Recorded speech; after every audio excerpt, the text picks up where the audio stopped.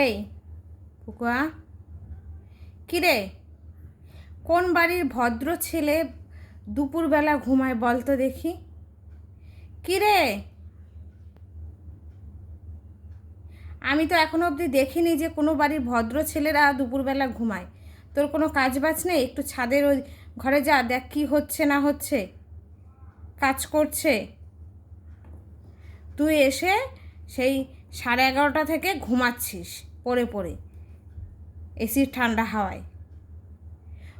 কোন ভদ্রবাড়ির ছেলেরা এরকম করে বলতো? আমার তো জানা নেই।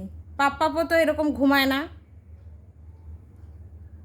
দিভাইরাও ঘুমায় না, দাদাও ঘুমায় না। তাহলে তুই কেন এরকম ঘুমাচ্ছিস পড়ে পড়ে? তোর কি কোনো কাজ বাজ নেই? হ্যাঁ, কোনো ভদ্রবাড়ির ছেলেরা এরকম করে না, দুপুরবেলা ঘুমায় না।